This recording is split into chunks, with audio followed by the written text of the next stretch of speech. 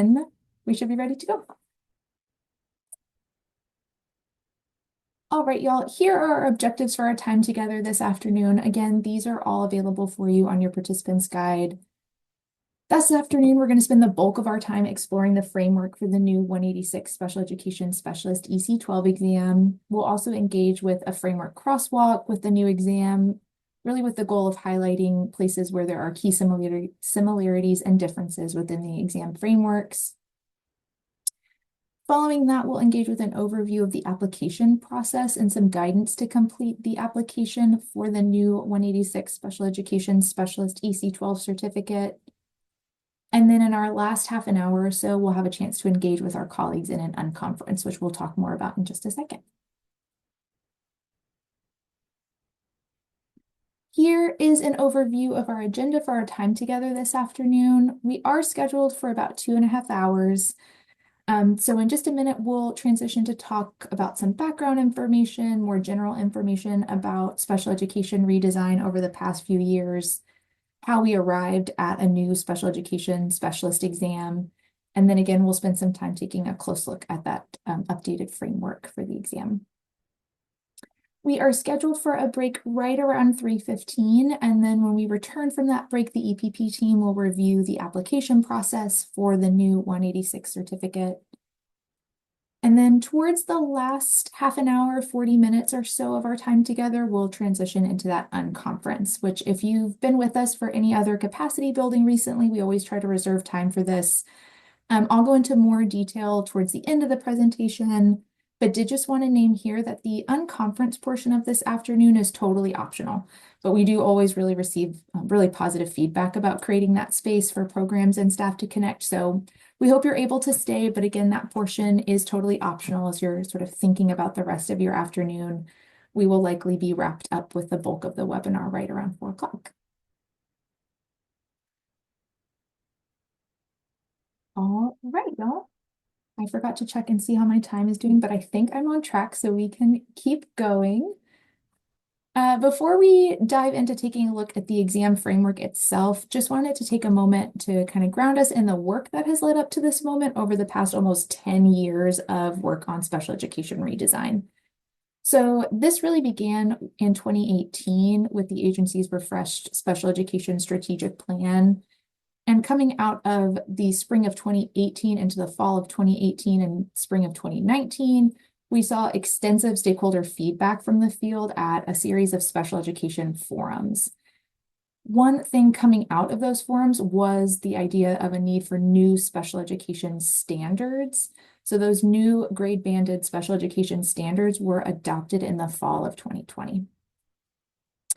These new special education standards really just reflected the best practices that were already happening in the field. We needed to update standards on our end. And they do contain just a much more specific definition of not only the knowledge that a special educator in Texas needs to have, but the skills they need to be prepared with to support students. Following the adoption of those standards, again, we have been in development of the new 186 Special Education Specialist EC12 exam over the past few years. Throughout this development process, we've had really extensive stakeholder involvement in the review and the revision, not only of the exam framework, but as well as equity and content reviews of each and every test question by committees made up of folks from the field. So current special education teachers and administrators, but also EPP faculty and staff serve on these committees as well. Those same folks are involved in marker selection as well as setting the passing standard for the exam. So we've been in development of this exam for the past 3 years or so. And this fall, we began our series of capacity building to prepare for the exam transition to 186. So as I mentioned, there are, as the basis for our 186 special education exam framework, new special education standards that are grade banded. So we have our special education EC6 standards and then our 6 through 12 standards. Each of these sets of standards requires knowledge of grade level TEKS, age-appropriate development, age-appropriate knowledge of transitions and special services, legal and ethical requirements, and collaboration strategies as well. Also, as a note here, each of these sets of standards, about 25% of each set of our standards specifically address students with high support needs. And so this was a stakeholder priority coming out of those forums, as well as in the development of the standards, to make sure that students with high support needs were specifically addressed within these new standards. And then, as you know, the standards are the foundation for the exam framework that assesses the candidate on their knowledge and skills related to these standards. So if we take a look at our overall exam timeline, again, those new special education standards were adopted in October of 2020. So just about 4 years that these standards have been in the field. And then those past 3 years have been dedicated to exam development. This fall, we've had 4 webinars specifically dedicated to reviewing the exam framework for the 186 exam, as well as an overview of the application process, which we'll talk more about in the second half of the webinar. Looking ahead to this spring, the Educator Standards and Testing team will also provide a series of webinars dedicated specifically to the constructed response item that is a part of our new 186 exam. So when preparation materials become available this spring, we will have our CRI deep dive webinars ahead of that September 2025 exam launch. And we are here. And again, this is the 4th and final webinar this fall, which is very exciting. A couple of key dates to call out. So all of these dates are available for you on the exam one-pager that is linked in your participants guide for today, but wanted to name them specifically here. So looking ahead to spring of 2025, the preparation manual will become available for our new 186 exam. And then in summer of 2025, the representative form as well as the interactive practice test will be available.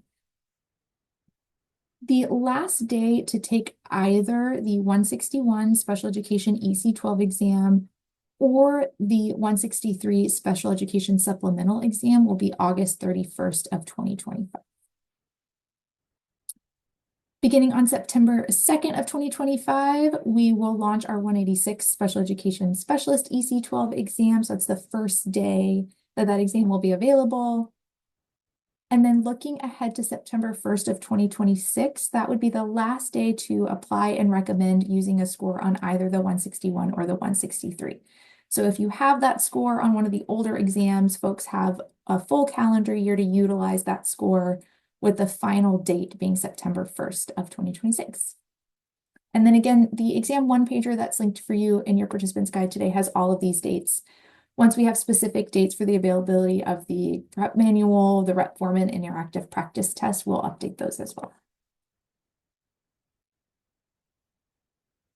All right, so as we're thinking about the many years of work around special education, the significant shifts in the standards, did just want to name that the Special Education Specialist EC12 certificate, the 186, does represent a new certificate area. And so with that in mind, programs do have to go through that modified application process and meet the requirements that we'll review a little bit later in this webinar to offer the 186 certificate and approve candidates for the new 186 exam.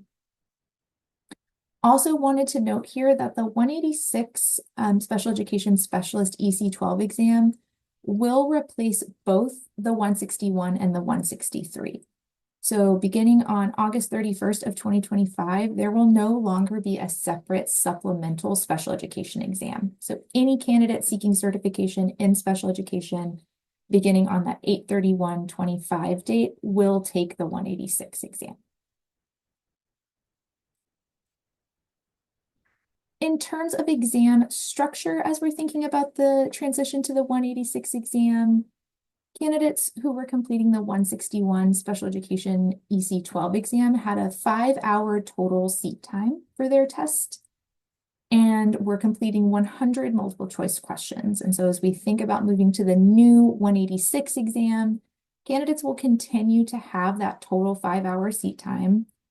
But this exam is made up of 90 multiple choice questions that include those cluster items, as well as one constructed response item. So there's one opportunity for candidates to write on the new 186 exam.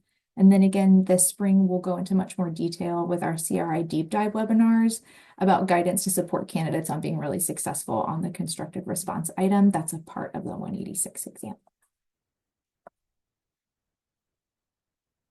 Okay, let me do a quick time check. About 4 minutes ahead, so we're good to go. So now we will transition to our framework overview and crosswalk for our 186 exam.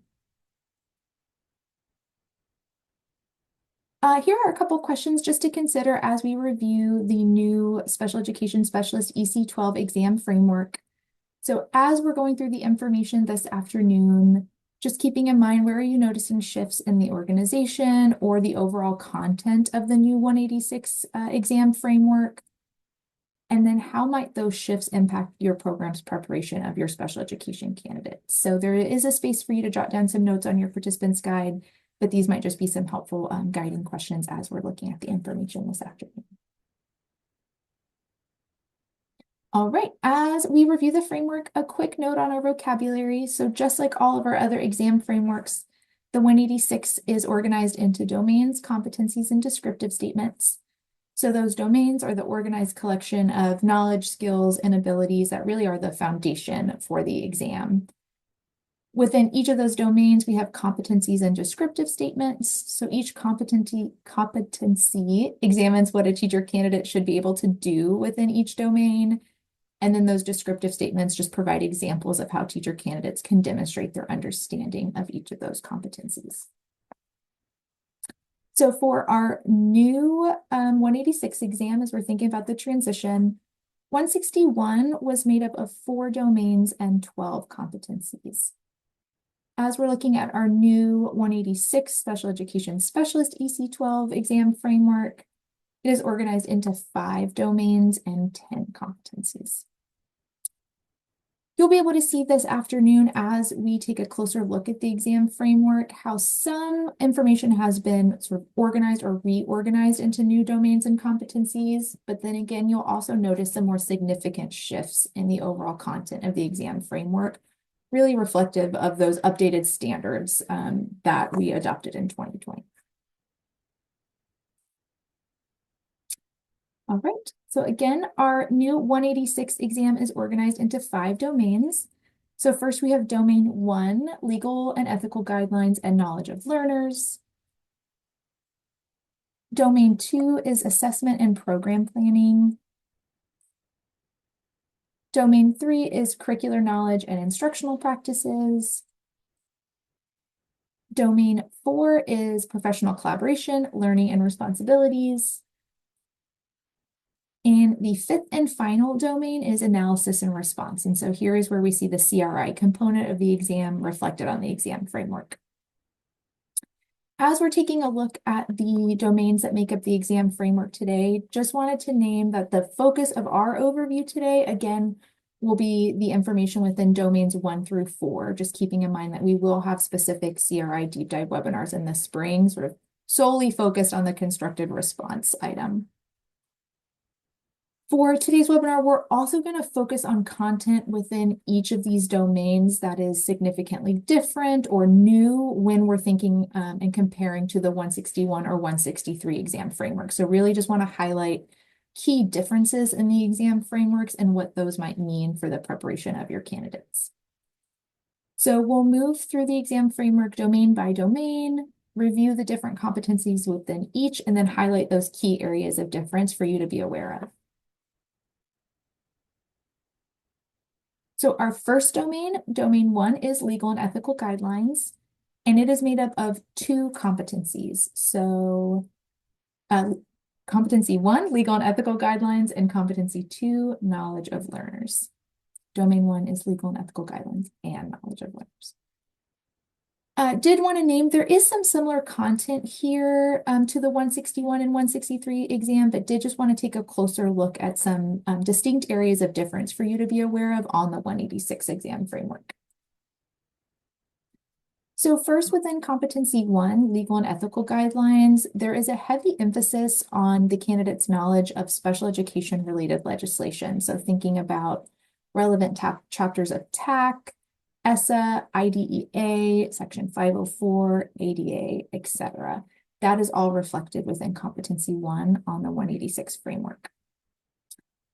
Also new within the 186 exam framework is the educator's knowledge of any obligations related to child find, as well as an overall emphasis on the ARD committee processes, special education teachers' roles and responsibilities for implementing the IEP, preparing for an ARD meeting. We also see within Competency 1 requirements related to transition planning for students, as well as graduation options and requirements for students who receive services, all in alignment with Chapter 89. So that is all contained within Competency 1. When we're looking at 161, the exam framework, some of this is similar content, but again, the 186 exam framework really has this heightened level of specificity, not only when it comes to the candidate's knowledge of legislation, but these other buckets reflected here in Competency 1 as well. Within Competency 2, here we're really looking at two major threads of candidate knowledge within this competency. So knowledge of disabilities and how they impact student learning, how those disabilities can interact with other factors. So thinking about linguistic factors, environmental factors, health factors, etc., as well as the candidate's skills relating to addressing those factors to support the student's learning. Also new to call out here within Competency 2, seeing here the understanding that students who receive special education services can be dually or even multiply identified. So thinking about our students who receive special education services who are also emergent bilingual students or gifted and talented, etc. Moving on to Domain 2, Assessment and Program Planning. There are two competencies here within this domain. So we have Competency 3, Assessment for Data-Driven Decision-Making, and then Competency 4, which is Developing, Implementing, and Monitoring Individualized Programs. Within Competency 3, there is a major focus here on a candidate's knowledge of different types of assessment, the types of data that those assessments can provide, as well as their skill in interpreting that data to determine a student's present levels, the student's progress towards mastery on their annual goals, utilizing assessment data to make informed decisions about either identifying, recommending, or implementing appropriate accommodations or modifications for the student. So that's all contained here in Competency 3. Also within this competency, there are skills around collaborating with other professionals who might be involved either in an assessment or evaluation process, just to ensure an appropriate and valid assessment process for the student. So that could be collaborating with SLPs, behavior specialists, OTs, translators, etc. Also new here in Competency 3 is knowledge of how to support students to engage with their own assessment data, to support them in self-regulation, self-advocacy, or to build a student self-efficacy. There is some overlap here from our 161 and 163 exam frameworks, specifically around using assessment data and evaluation results to design instruction. But again, just a heightened level of specificity here around the types of assessments candidates should be familiar with. Moving on to Competency 4, Developing, Implementing, and Monitoring Individualized Programs. A couple of things to name within this competency. So first, a really specific emphasis on the special educator's role in developing the IEP. So the candidate's skills for writing measurable annual goals, PLAFs, identifying and implementing accommodations and modifications for a student. Also to name here, skills related to data collection and progress monitoring towards a student's IEP goals, as well as their mastery of grade level TEKS is also specifically called out within this competency. Candidates' knowledge related to transition planning and coordination with other professionals and service providers is also covered here. That content is fairly consistent with what is covered in 161 and 163, but also is present in Competency 4 here on the 186 framework. And then there is a specific descriptive statement here in Competency 4 around the special educator's knowledge of how to effectively and appropriately prepare for an ARD meeting. So that is all covered here in Competency 4. All right, looking at domain 3, which is curricular knowledge and instructional practices, we have 3 competencies in this domain. So competency 5, subject matter content and specialized instructional strategies. Competency 6, supporting learning using effective instruction. And then competency 7, which is supporting social, behavioral, and emotional growth. Within competency 5, subject matter content and specialized instructional strategies, one consistent aspect of this competency from our older exam framework, so from 161 and 163, is assessing the candidate's knowledge of how to use TEKS to develop instruction. And so that's one very consistent thread of candidate knowledge that we do see here on the 186, as well as the candidate's knowledge of how to use those TEKS to develop IEP goals and objectives. Again, just a heightened layer of specificity here in this competency. In addition to the TEKS, there are a number of separate specific standards that are specifically called out within competency 5. So thinking about our pre-K guidelines and our college and career readiness standards, those are also present in competency 5. Also present here is the candidate's ability to leverage their content knowledge to appropriately accommodate or modify instruction for students, as well as ensure that those students have access to instructional materials. So that's all present in competency 5. Also present here is the candidate's understanding of how to promote kind of content knowledge development for students across a spectrum of learning needs and disability characteristics. So thinking about the 25% of those standards that specifically address our high support needs students, you can see that priority reflected in competency 5 as well. There are a number of descriptive statements here in competency 5 around specialized curriculum. So thinking about curriculum for social skills, life skills, transition, O&M, etc., as well as the candidate skill in accommodating, modifying, or adapting those curricula to meet the needs of an individual student. So that's all present within competency 5. There's also an emphasis here on post-secondary education, transition options, employment career options for our students to receive services.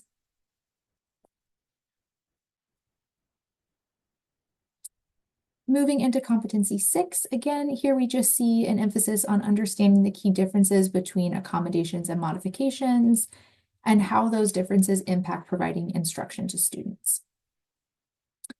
Also of note here within competency 6, there are a number of descriptive statements in this competency that address a candidate's skills related to delivering specially designed instruction for students. So thinking about that high quality, explicit, scaffolded, systematic, and individualized instruction for students.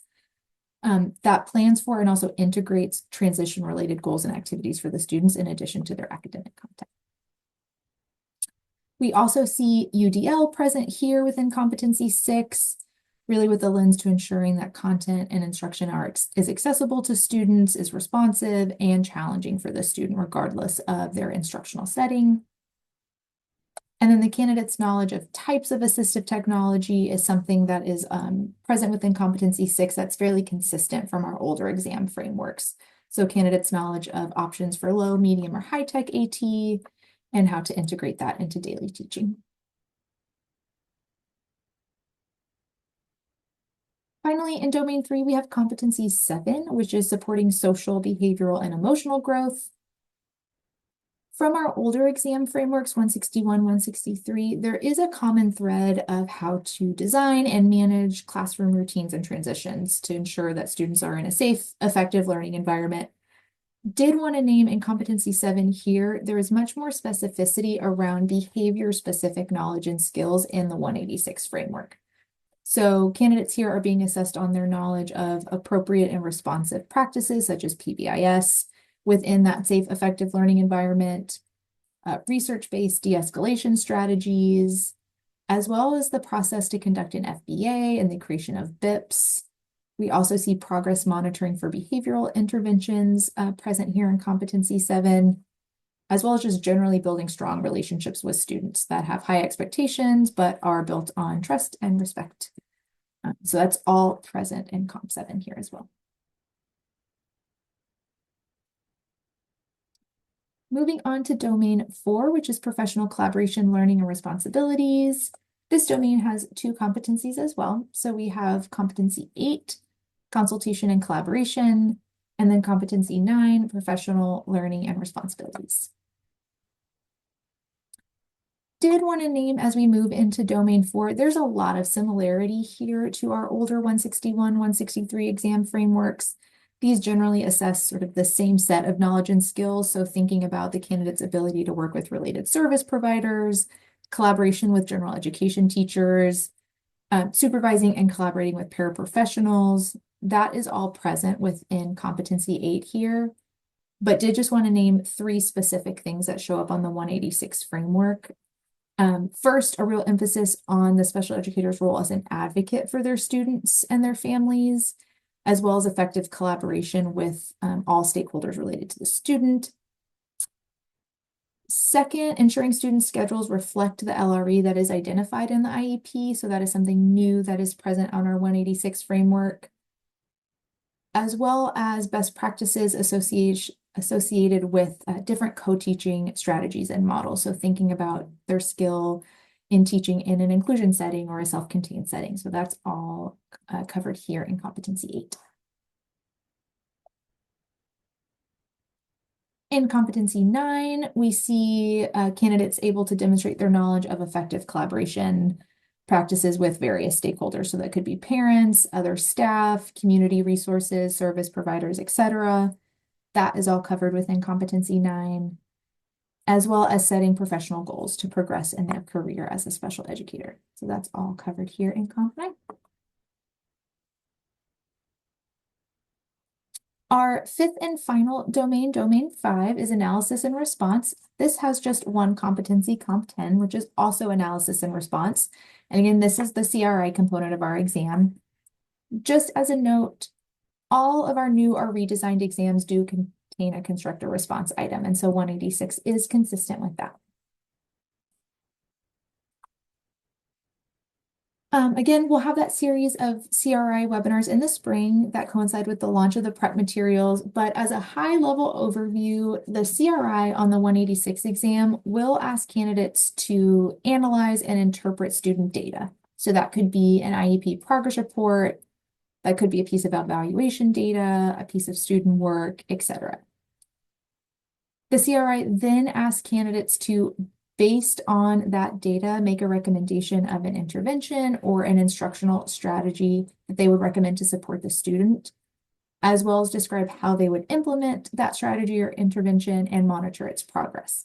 That's a very high-level overview of what candidates can expect to see on the CRI. Again, much more to come in spring of 2025, but that is all reflected within competency 10 on the exam framework for you as well.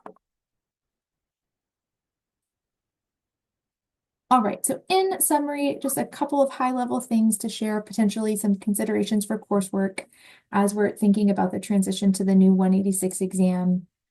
So first, preparation for teachers to be able to plan for, internalize, deliver lessons with clearly developed learning objectives, an aligned formative assessment, and then those rigorous instructional activities to support students.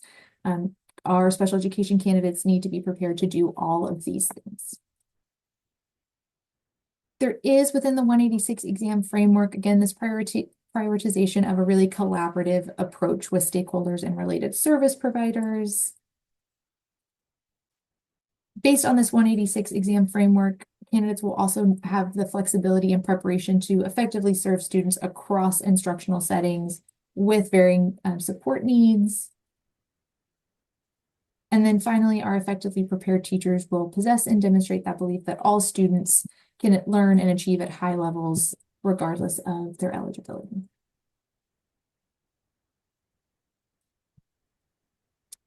All right, y'all, we just went through a lot of information fairly quickly for the new 186 exam, so I wanted to direct you to one additional resource that is linked for you in your participants guide, which is the full 186 exam framework crosswalk.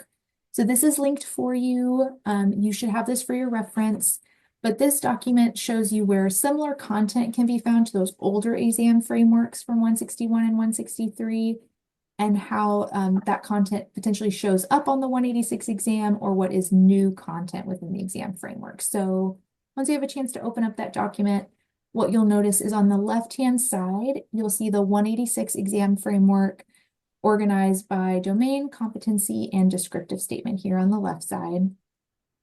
There's a middle column here in the middle where any parallel or similar content or language is present on those older exam frameworks. And so if there is similar content, again, or parallel language, an X will indicate that in that middle column. And then whatever is most aligned from the 161 exam will be present on the right-hand side. And so this gives you a full look at how these exam frameworks compare to each other. And we hope that that is really helpful for you as we're thinking about this exam transition. So that is linked for you. You will have it for your reference and review. So please let us know if you have any issues getting into that document as well, because we want to make sure that you leave here today with that resource. All right, y'all. We are approaching time for a break, but there are a couple of related topics that we wanted to review with you this afternoon before we take a break to let you explore all the resources that are linked for you in your participants guide. So also wanted to name here that as we're thinking about the broader work within special education, that new 186 exam will be one of two options for special education certification beginning in 2027. So our 186 Special Education Specialist EC12 exam is launching this September 2025. As we look ahead to September of 2027, that is when our 485 core subjects EC6 with special education exam will launch. And so as we're thinking about these two options for special education certification in the future, wanted to name a couple of things here. So our 186 Special Education Specialist exam and that aligned certificate would allow any educator who earns that certification to serve as a special education teacher in grades EC through 12. Beginning in September of 2027, as part of that overall core subjects redesign, candidates who are seeking certification in special education within the EC6 grade band would also have the opportunity for a streamlined testing experience with the launch of that 485 core subjects EC6 with special education exam. So this is really a dual credentialing opportunity that would allow a candidate to test in core subjects areas as well as special education within that EC6 context. There is much more information about the 485 exam forthcoming, but just wanted to flag it here that this exam and certificate will also be an option for special educators in that EC6 grade band. Also wanted to direct you to an additional resource that you have on your participants guide.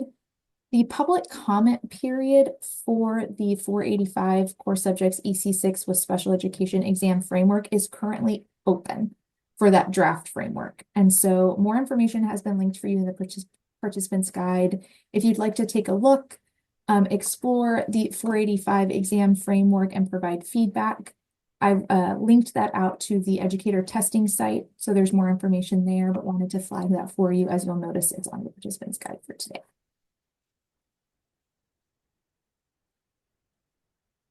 One additional piece of information that we wanted to mention this afternoon, there was a recent proposal item presented to SBEC this past Friday, the 6th. So as you all might be aware, the board has been in discussion over the past year or so, really, around updates to our Chapter 231, Subchapter F, Special Education Personnel Assignment Rules.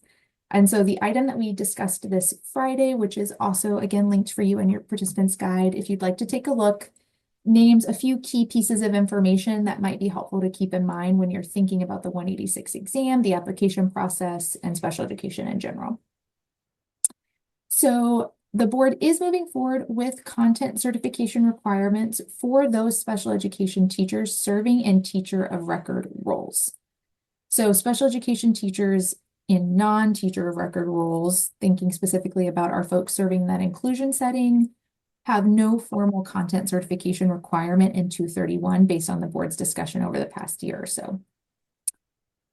For those special education teachers in teacher of record roles, they would be required to hold the grade banded content aligned certification for each area in which they're serving as a teacher of record, or meet the requirements in the Texas Core Content Competency Worksheet for special education teachers of record, which is a mouthful, but it is there for you on the screen. So Um, this worksheet has been developed by staff and really closely with stakeholders over the past year. It's very closely aligned with our current house framework, but does include some additional flexibilities built in for those folks who do not hold the content certification in the areas that they are serving as teacher of record. So did want to name here, content certification remains our gold standard for our special educators, but as of the board's discussion this past Friday and moving forward with that proposal item, there is an alternate pathway for folks to meet those content certification requirements in 231 via the worksheet.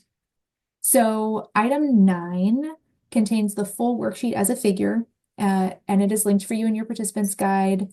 So it is there for your reference and review. I've also linked a number of recordings from past SPEC meetings where we've been in discussion with the board about updates to 231. So those are all linked there for your reference as well, if you'd like to take a look and sort of see how the conversation has developed over the past year. But wanted to make sure that we named this here because that board meeting was just this past Friday. And so wanted to make sure that that information was shared with you all. All right. Let's see.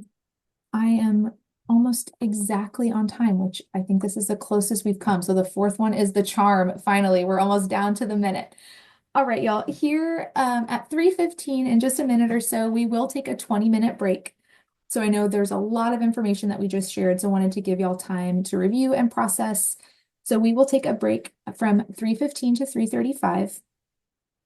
As we're on break for those 20 minutes, please do take a spin through those resources that are linked for you in your participants guide, thinking specifically about that framework crosswalk document. As you're reviewing, please feel free to reflect on those guiding questions. So where are you noticing shifts in the organization or the content of the exam framework? How are you thinking about how these changes might impact the preparation of your special education candidates? So you have 20 minutes kind of to explore that document as well as all those other resources that are linked for you. As you're reviewing, please do document any thoughts, questions, reflections that you're having that you'd like to share either with this group or with staff on the Padlet that's linked for you in your participants guide. So if a burning question is coming up or a reflection you feel like could be really helpful for everyone else in the group, please do feel free to document that on that Padlet. We'll be collecting questions for an FAQ document. And so if you're having a wondering, chances are someone else is having the exact same wondering, so we can grab that from the Padlet as well.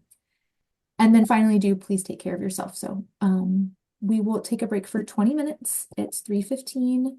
We will see you all back here at 3:35. And then when we return, we will transition to reviewing the application process with the EPP team. All right, y'all, please feel free to turn your camera off. I'm going to stop sharing and we'll see you back here at 3:35.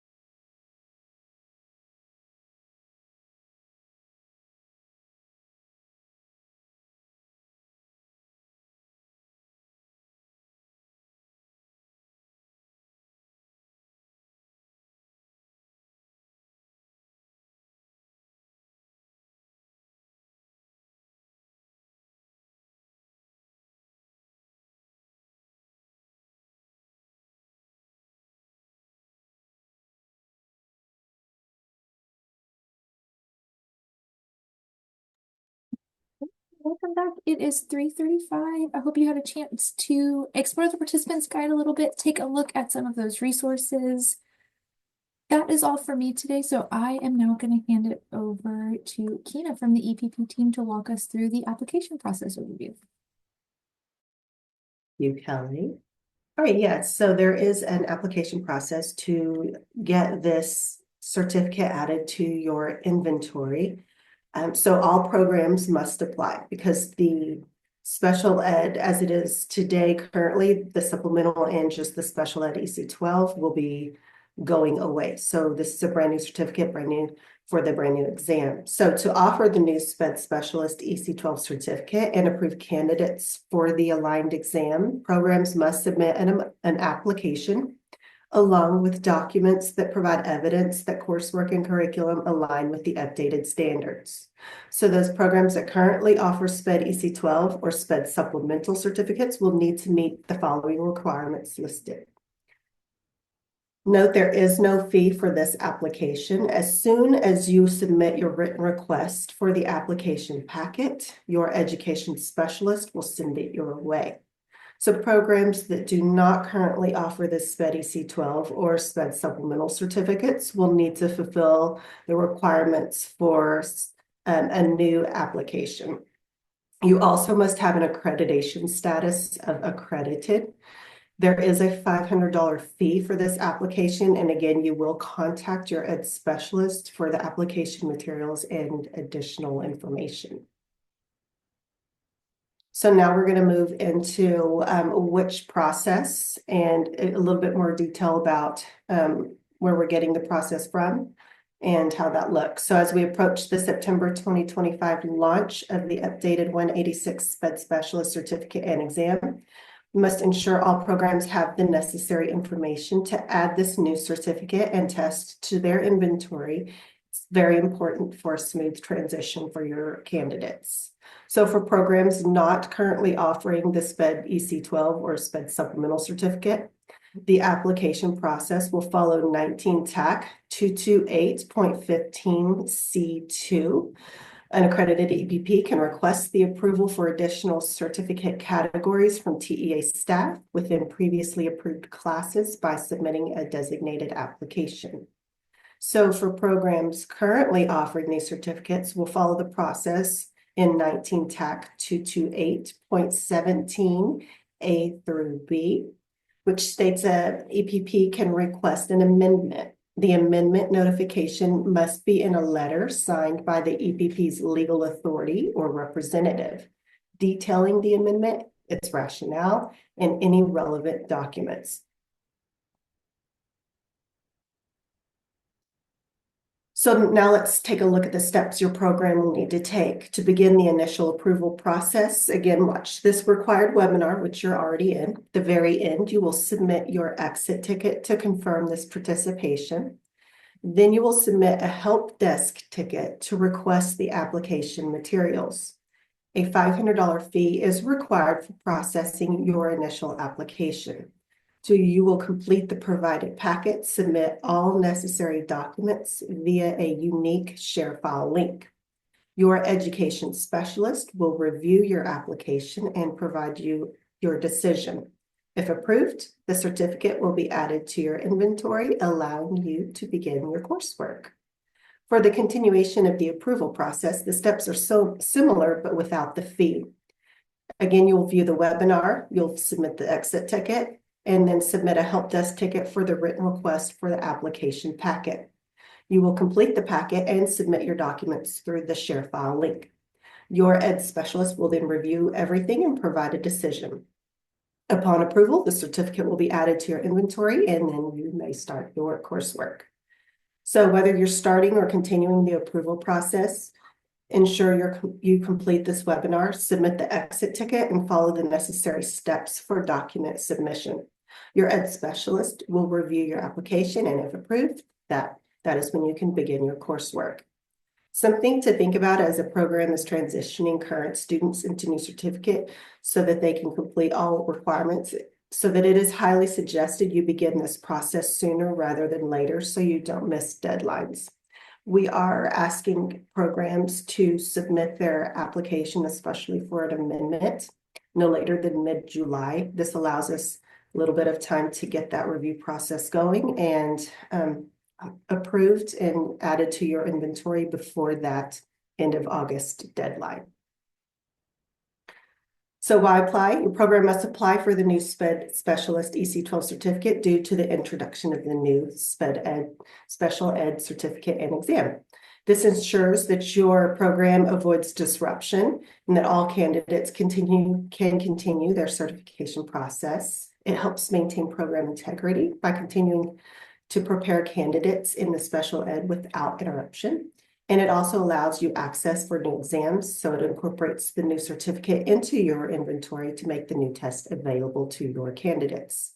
So for instance, if a program currently provides the Special Ed EC12 certificate, but fails to apply for the new Special Ed Specialist certificate, it will lose the ability to certify candidates for special education.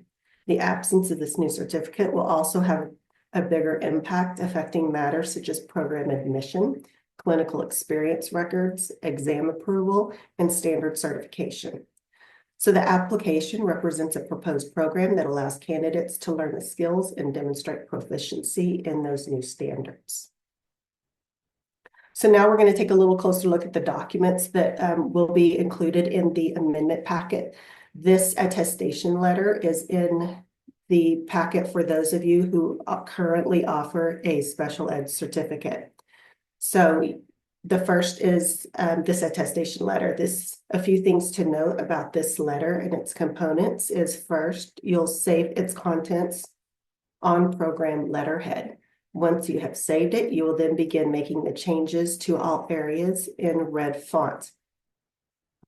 So you'll notice that in the very first paragraph, there's a section for you to briefly explain the reason for the request. So you'll just add a few sentences here. Another section I want to point out is the first bullet that asks you to provide all currently approved certificates related to this application. This amendment letter will only be in the amendment packet again. So it is assumed that you currently offer the special ed certificate, either the supplemental or the special ed EC12 in any or all of the 3 routes listed. If you are applying for the special ed specialist certificate and you would like to add it in a traditional, the postback and the alternative on this letter, you would check all 3 of those sections. You do not need 3 letters for each route. You need 1 letter and list on this 1 letter each of the routes that you are asking for the certificate to be added to. So also note that either the legal authority or the backup legal authority may sign this letter. The purpose of this letter is to serve as an agreement stating that you're not only applying for the new special ed specialist certificate, but also that you have updated your curriculum and coursework to include all domains and competencies for the new exam. Additionally, you will attest that all coursework meets the minimum number of hours and ensure through field supervision, mentoring that the candidates demonstrate proficiency in the standard before being recommended for standard certification. So now we're going to look at some of the alignment charts that will be included in your packet. So this is the standards alignment chart. You will receive this document. The purpose is to clearly indicate whether all standards are incorporated into your updated curriculum and align with the standards. This chart serves as a single document divided into those grade bands that Kelly had discussed earlier. The initial section pertains to EC through 6 standards, with the 6 through 12 standards located towards the end of this document. So to use this chart, you will need to enter the name of the course for the certificate area in the vertical boxes at the top. Then you will mark an X in the box under that course and next to the standard within that course. The presence of an X indicates that your curriculum encompasses that standard. To illustrate, SPED 3301 demonstrates that all 3 standards are covered in that course. while SPED 3302 addresses, addresses the first standard, and SPED 4400 covers the second. Again, the purpose of this chart is just for you to gain a comprehensive overview, confirming that your curriculum has integrated all of the updated standards. You will be getting in your application packet alignment charts, several alignment charts. You will be getting the commissioner's teacher standards, the ELPS, the PPR EC through 12, pre-K guidelines, the special ed specialist EC12, tech apps, and the TEKS. So when you submit your documents for us to review, this alignment chart for special ed specialist EC12 is the only one that you will return back to us. All of the other alignment charts are for you to make sure that your curriculum is all standards aligned and for you to keep in your records. So the next chart that we're going to look at is going to be the test framework. So this test framework is set up very similarly to the alignment chart that we just looked at. You will place the courses at the very top, and then you will put the X underneath the course and beside the standard that course addresses. Again, you will get 2 test frameworks or crosswalks. You will get the SPED Specialist EC through 12, and you will get the PPR EC through 12. This Special Ed EC through 12 will be the only one that you need to return back to us for us to review your application. You will complete the PPR EC through 12, and you will just hold that one in your records. So again, just to reiterate, if you offer the SPED EC12 and or SPED supplemental certificates, you must submit an amendment request. The quickest way to notify us is by submitting a help desk ticket. We do require a written request. If you don't currently offer a SPED certificate, you will still need to submit an application. You will pay that associated fee as outlined in TAC, and again, submit this request through the help desk. So the process, again, you are in the webinar, you're here today. At the very end of this webinar, you will click on that QR code and submit your help desk ticket. Once you submit that help desk ticket, you may then go into help desk and fill out a request for the application packet. Please indicate if you are needing an amendment or a brand new application. Once that help desk ticket is received and processed by one of our education specialists, we will send you your application packet. You will fill out the application packet, send it back to us via that share file link. We'll review it, and then we will notify you of your approval. Once you are approved, we will add it to your certificate inventory, and then you may begin certifying candidates under the new special ed specialist certificate. Here is a list of all of our ed specialists, along with Marilyn Cook, our senior director, and Lori Ayers, our director of EPP. So if you have any questions, or if you need help with anything, just let us know, and we will be more than happy to guide you along. And that is all for me. Awesome. Thank you so much, Kina. All right, y'all. So it is, oh, we're not crazy off time. We're just a little bit ahead of schedule. So we will keep moving. It's right about 3:50. So I'm going to go through some additional information about the Unconference that'll close us out for this afternoon.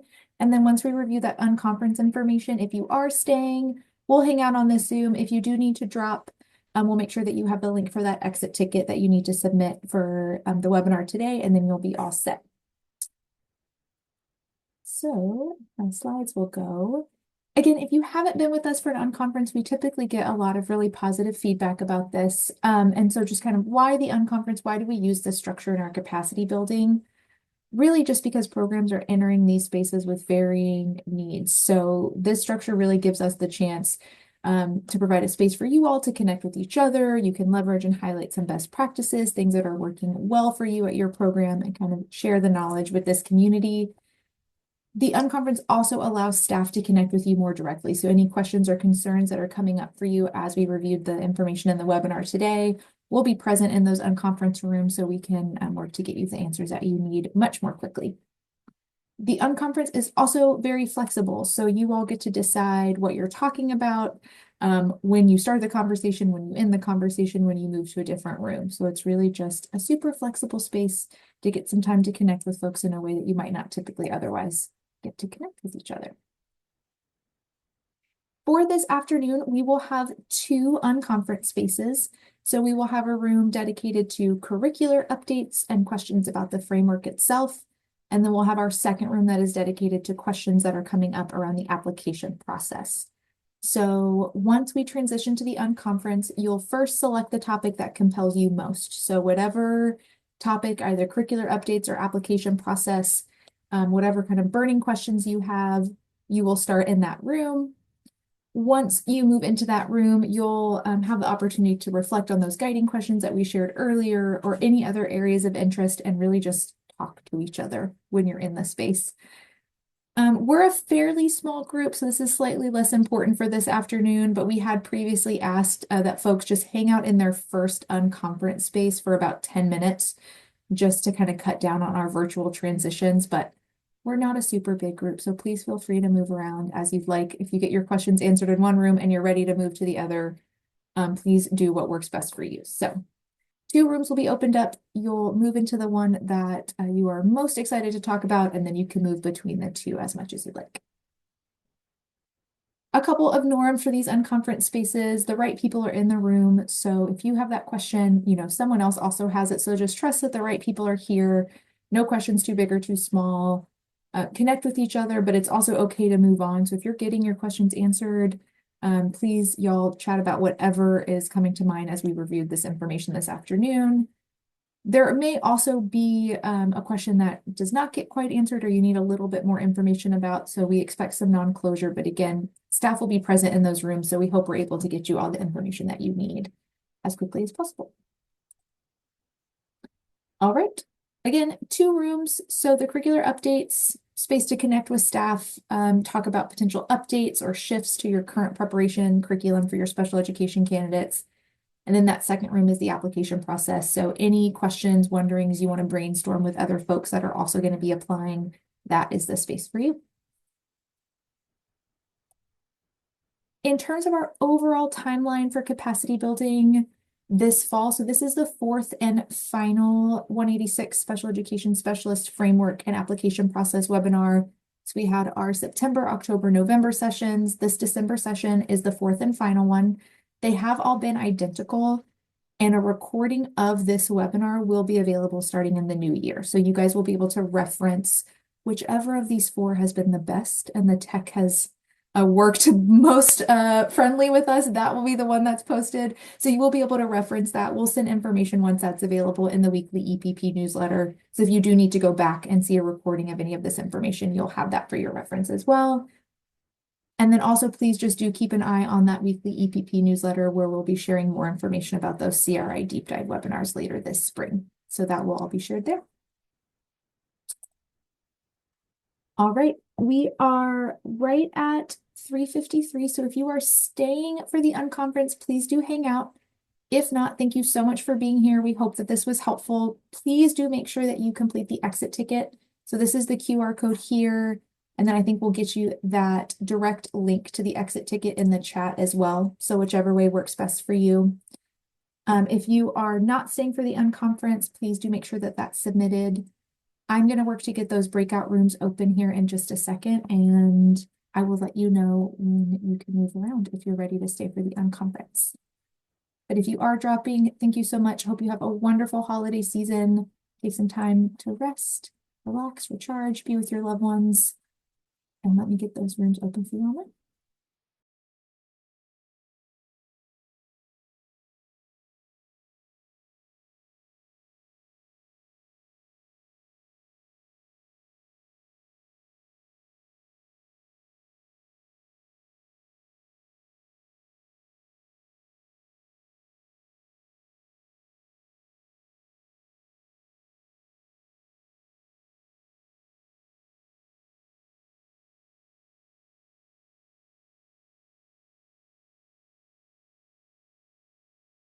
All right, y'all. If you are staying for the unconference, it's right at 3:55. Those rooms should be open.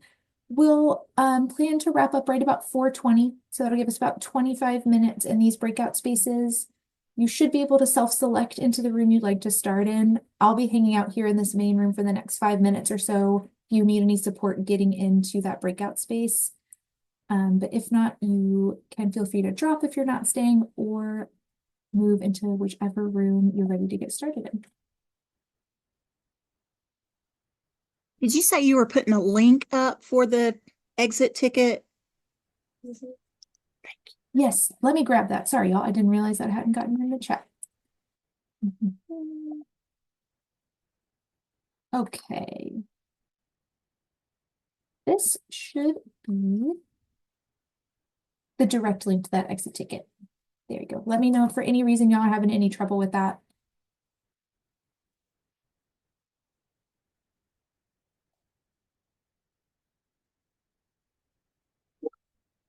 And then I did see a question in the chat. You do not need to stay for that unconference. You have the link for the exit ticket. So if you do need to drop for the afternoon, please feel free to do so. But if you are staying, you should be able to move around now.